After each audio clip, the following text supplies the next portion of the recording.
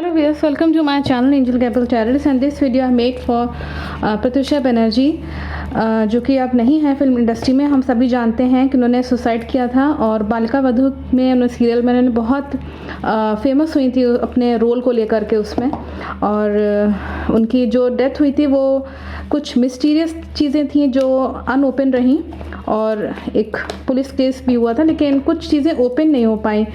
तो मैं divine energy से मैसेज लेना चाहूँगी कि अगर वो कनेक्ट कर सकते हैं प्रत्युषा बनर्जी से, तो मैं रीज़न जानना चाहूँगी कि एक्चुअली में इनकी डेथ का कारण क्या था, रीज़न क्या था।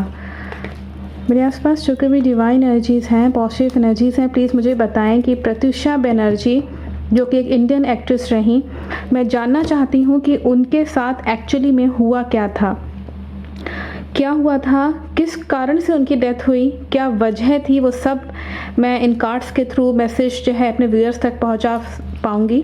तो मुझे प्लीज़ बताएं कि एक्चुअली में हुआ क्या था।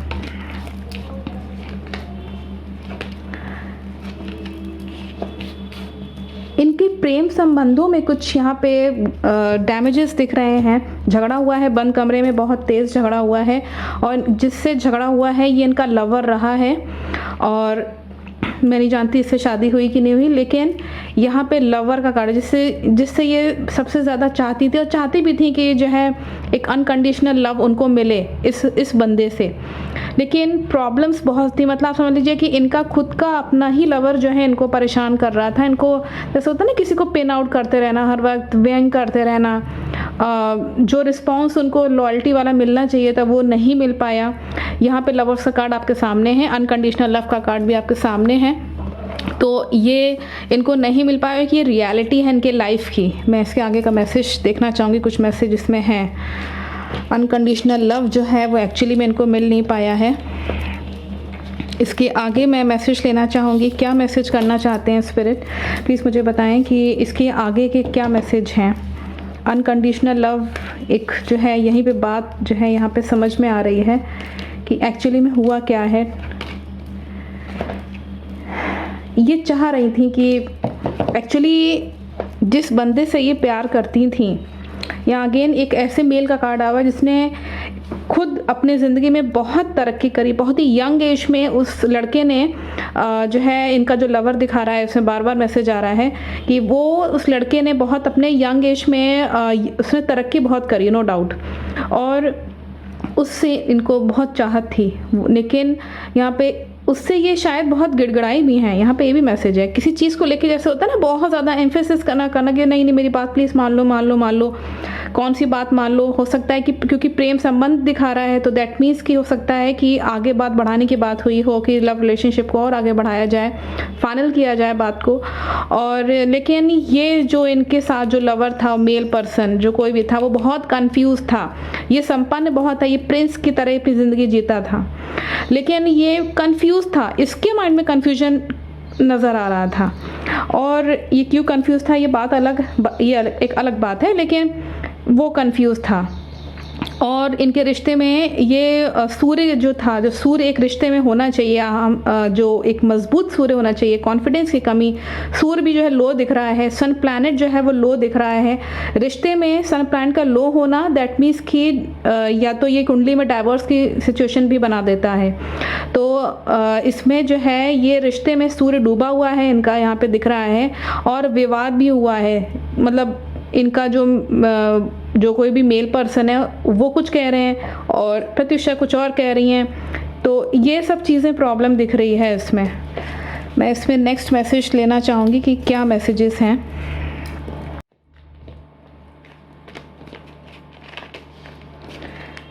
इनके में मेन जो इसमें दिख रहा है लव अफेयर का ही, जैसे कि मैंने बताया। मैं इसमें और भी जो मेन प्रोमिनेंट जो रीज़न है वो यही नज़र आता है कि इनका जो लव रिलेशनशिप उसमें प्रॉब्लम्स थी, उसमें बहुत सारे डैमेजेस दिखा रहा है इनके में, नो डाउट, इसमें कोई डाउट नहीं है।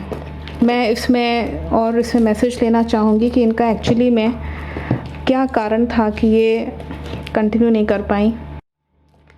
मैं इसमें देखना चाहूँगी, पूछना चाहूँगी डिवाइन एनर्जी से कि और क्या मैसेजेस हैं मेरे आसपास जो कोई डिवाइन एनर्जीज़ हैं, पॉजिटिव एनर्जीज़ हैं, मैं जानना चाहती हूँ कि डेथ के वक्त इनके साथ क्या हुआ है। डेथ जब इनकी हुई है तो डेथ के वक्त मैं इन कार्ड्स को भी इंक्लूड करूँगी, हो सकता है इसमें से कुछ मैसेज आ जाए।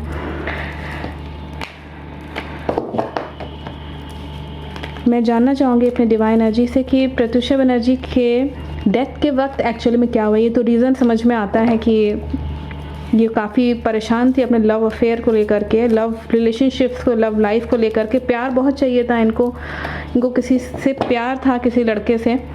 और मैं जानना चाहूँगी कि एक्चुअली में इनके साथ डेथ के वक्त क्या हुआ है, जब इनकी आखिरी अंतिम सांस चल रही थी। डेथ के वक्त इनके साथ जो हुआ है, सब चीज़ें डैमेज हो गई हैं। डेथ के वक्त यहाँ पे दिख रहा है कि व्यक्ति की मनस्थिति वो एकदम टूट चुका था। उसे मालूम हो चुका था कि सब कुछ अब मेरे ज़िंदगी में सब ख़त्म हो चुका है और सब चीज़ें जल के जैसे राख हो जाना, बचना कुछ भी नहीं। मतलब जो मैंने अपना करियर बनाया, मैंने अपनी पर्सनल लाइफ जो मैंने संभालनी चाहिए, वो सब टूट गई। सब मतलब आप समझ लीजिए कि सब एकदम उनको ये लगने लगा कि नहीं है मेरी ज़िंदगी में अब ये सब कुछ। और उसके बाद फिर उनका ये इसमें बहुत क्लियर है कि उनकी फिर वो अलग दुनिया छोड़ दी उन्होंने और सेपरेट होना चाह रही थी। ये बिल्कुल ये चाह रही थी, इनका मन में ये चल रहा था कि बस अलग हो जाओ, मतलब जीने की कोई इच्छा ही नहीं रह गई, धरती पे रहने की मेरे जीने का कोई मकसद ही ख़त्म हो गया हो। जैसे कि ये इससे मैसेज आ रहा है। मतलब अगर उस लड़के ने अगर ना कह दिया है या उस लड़के ने कुछ अगर प्रॉब्लम क्रिएट करी है तो ये मैसेज बहुत क्लियर है कि आप समझ लीजिए कि कोई उम्मीद ही नहीं रह गई उनको, कोई जीने की इच्छा ही नहीं रह गई। बिल्कुल एकदम दुनिया से ही सेपरेट हो जाना, इस धरती को ही छोड़ देना। ये उनकी अंतरात्मा, देखिए जब कोई व्यक्ति बहुत परेशान होता है तो अपनी अंतरात्मा से ये बात जब कहने लगता है ना कि मुझे जीना नहीं है, मेरी ज़िंदगी कोई मकसद नहीं रह गया है, तो ये सब चीज़ें, नेगेटिव चीज़ें कभी बोलनी नहीं चाहिए, आगे बढ़ना चाहिए। ये आप लोग के लिए भी सीख है एक तरीके से। तो प्लीज़ ये नेगेटिव चीज़ें उन्होंने स्टेटमेंट्स बोले हैं, शायद उसका कोई था नहीं उनके साथ, उनको कोई संभालने वाला, तभी ये चीज़ हुई है। लेकिन वही चीज़ है कि जो होना है वो तो होके ही रहेगा। हम नेचर को तो हम नहीं उससे विरोध कर सकते। और इनके साथ जो है जस्टिस नहीं हो पाया, न्याय नहीं हो पाया इनके साथ, और ये बिल्कुल अकेली रह गई। जस्टिस नहीं हो पाया, अकेली रह गई। मतलब आप ये समझ लीजिए कि उनको समझ में आ गया जब इनकी डेथ हो गई है, जब सोल शरीर से बाहर निकली है इनकी, तो उसको समझ में आया कि मुझे एक्चुअली में बेवकूफ़ बनाया गया था। मैं एकदम अकेले ही अपनी ज़िंदगी जी रही थी और मुझे बेवकूफ़ बनाया गया। बहुत बोझ था इस स्पिरिट पे, बहुत। ये जो सोल दिख रही है इनकी निकलने के बाद, ये बिल्कुल साफ मैसेज है कि उस सोल पे, उस स्पिरिट पे बहुत बोझ था। ये खुश नहीं थी, इनकी स्पिरिट बिल्कुल भी नहीं खुश नहीं थी। और इसे मैं और देखना चाहूँगी कि एक्चुअली में डेथ के वक्त हुआ क्या है इनके साथ। मैं और जानना चाहूँगी मेरे आसपास जो कई डिवाइन एनर्जीज़ हैं, पॉजिटिव एनर्जीज़, मुझे बताएं कि इनकी स्पिरिट जो है इस वक्त है कहाँ, किस लोक में है। डेथ के बाद में इसमें बोझ दिख रहा है। मैं जानना चाहूँगी कि एक्चुअली में अब उनकी स्पिरिट है कहाँ। इनकी जो स्पिरिट है, इनकी जो स्पिरिट है जब डेथ से निकली है, आगे जब इनका सफ़र जो है आगे बढ़ा है तो ये बोझ लेके गए हैं। बहुत बोझा था, शरीर छोड़ने का मन इनका बिल्कुल भी नहीं था। लेकिन क्योंकि ये इतना तंग आ चुके थे कि प्रत्युषा की बिल्कुल एकदम आप ही समझ लीजिए कि सेपरेट, मतलब अलग ही होना चाह रहे थे। मतलब ज़िंदगी सब कुछ ख़त्म हो चुका था। ये चीज़ उनके फील बहुत ज़्यादा था। अब जब इनकी स्पिरिट एज एन एंजल का कार्ड है, उसके बाद इनके स्पिरिट में मैच्योरिटी आई है। जान पाए, इनकी सोल समझ पाई कि यस, मेरे साथ मुझे बेवकूफ़ बनाया गया। रिलेशनशिप में भी, करियर में मैं बहुत तरक्की कर रही थी और प्रोग्रेस करना चाह रही थी, लेकिन वो हो नहीं पाई। प्रॉब्लम में बहुत फंसे हुए थे ये, बहुत ज़्यादा, क्योंकि उस प्रॉब्लम से ये निकलना चाह रहे थे, ये स्पिरिट निकलना चाह रही थी, लेकिन ये निकल नहीं पा रही थी। कर्मों का अफेक्ट है यहाँ नज़र आता है। और इस वक्त ये एंजल के फॉर्म में फिर ये गई हैं, नो डाउट। ये एक पॉजिटिव एक स्पिरिट आप कह सकते हैं, ये नेगेटिव स्पिरिट बिल्कुल भी नहीं थी। अगर एंजल का कार्ड आया, दैट मीन्स यहाँ ये शो हो रहा है कि ये एक बेबी एंजल का यहाँ पे सपोर्ट आ रहा है कि यहाँ ये एंजल ही इनको एक्चुअली में इनको लेने के लिए आए थे और ये खुद भी एक एंजल है। एंजल को एंजल ही लेने आते हैं, ये नियम है हमारे यहाँ। इसमें शास्त्रों में भी ये चीज़ लिखी हुई है कि अच्छे इंसान, अच्छी जो परमात्मा के से जुड़े हुए जो लोग होते हैं, जो सच्चे मन के दिल के होते हैं, मान के चलिए कि उनको लेने के लिए भी जो पार्षद आते हैं, पार्षद कहते हैं उनको, वो लोग भी बिल्कुल उसी को लेने आते हैं जो वाकई में अच्छा इंसान है। तो उसके बाद यहाँ पे दिखता है कि ये इनकी जो सोल थी मैच्योरिटी के साथ ऊपर गई है और उसको समझ में आया कि मैं कैसे प्रॉब्लम में फंसी हुई थी, परेशान थी। ये इसे मैसेज है।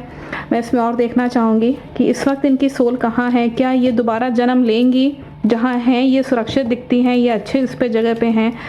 मैं जानना चाहूँगी कि जिस भी डायमेंशन में हैं वो इस वक्त, मैं जानना चाहूँगी प्रत्युषा क्या दोबारा जन्म लेंगे, वो सोल दोबारा इच्छा है उनकी जन्म लेने की, अगर है उनकी दोबारा इच्छा तो पॉजिटिव कार्ड दिखाइएगा।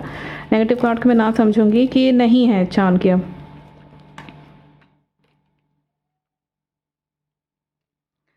यहाँ पे मैं बता दूं कि इच्छा इनकी है, इनकी बिल्कुल इच्छा है, लेकिन कुछ ऑब्स्टिकल्स आ रहे हैं अभी भी उनको जो है, ये ऑब्स्टिकल्स जो है वो आ रहे हैं।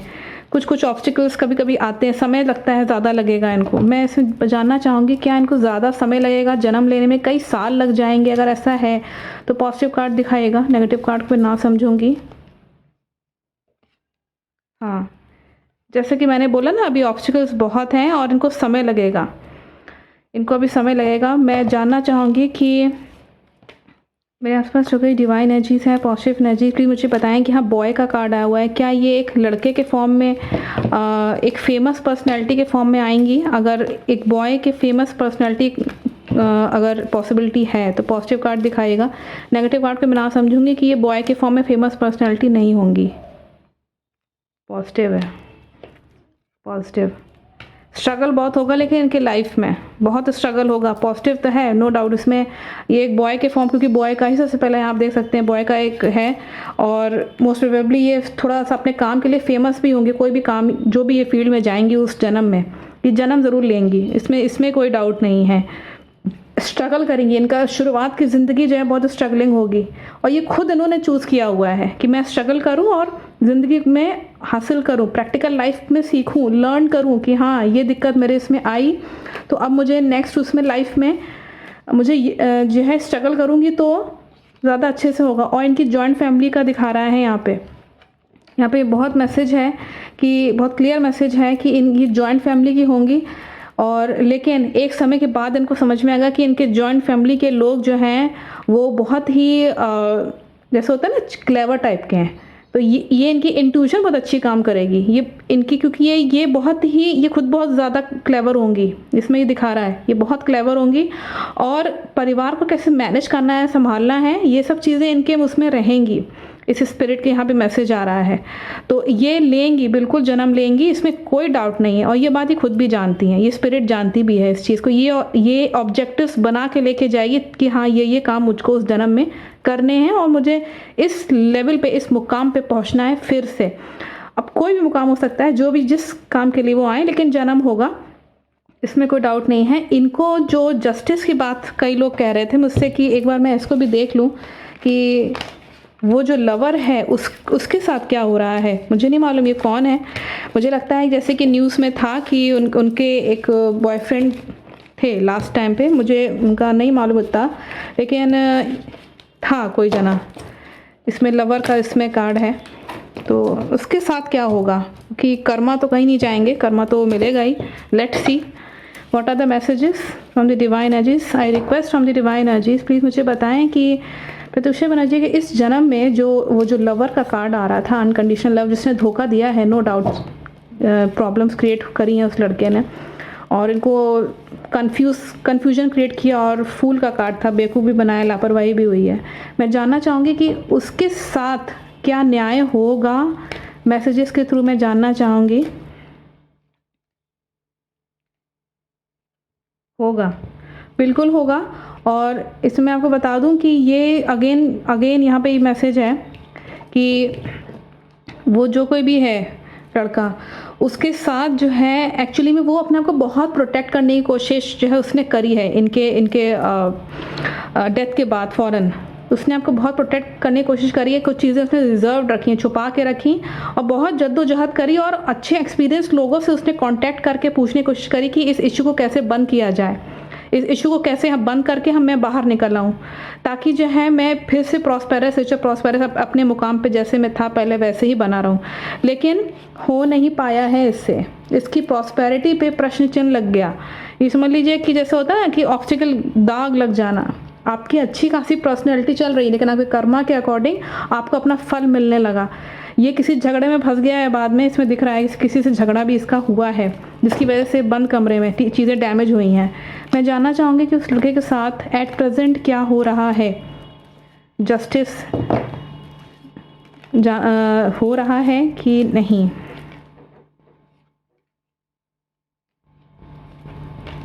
एट प्रेजेंट अगर मैं बात करूं तो इसकी खुद की अपनी फैमिली यहाँ पे दिखा रहा है कि इसकी फैमिली खुद की अपनी हो चुकी है और बहुत चाहता है कि मेरे जो हैं वो बेबी हों, 2 बच्चे भी हों और इसकी बहुत इच्छा है मेरा परिवार हो, मेरा परिवार जो है मुझे माने। या तो इसकी शादी हो चुकी है और अगर नहीं हुई है तो प्रॉब्लम दिखा रहा है कि अगर इसकी हो भी जाती है शादी, यहाँ दिख रहा है कि शादी शायद इसकी हो चुकी है या कर चुका है ये, तो विवाद दिखा रहा है। मतलब अपने या तो ससुर से या फिर अपने फादर या फादर इन लॉ से किसी से इसकी तू मैं हुई है। मतलब वो कुछ कह रहे हैं, ये कुछ कह रहे हैं, ये चीज़ है। और ये चीज़ें अपने हक में जो है करना तो बहुत चाह रहा है लेकिन हो नहीं पा रहा है इससे। क्यों? क्योंकि इसके जो मेल पर्सन अथॉरिटी जो वाले जो इससे बड़े जो घर के लोग हैं, कोई मेल पर्सन जैसे कि फादर इन लॉ या फादर, वो नहीं बात इसकी मान नहीं रहे हैं। और ये इनकम के स्रोत ढूंढ रहा है, इसकी खर्चीला बहुत है, इसका खर्चा बहुत हो रहा है, सेविंग्स नहीं हो पा रही हैं, तू मैं बहुत होती है इसकी फीमेल से इसके।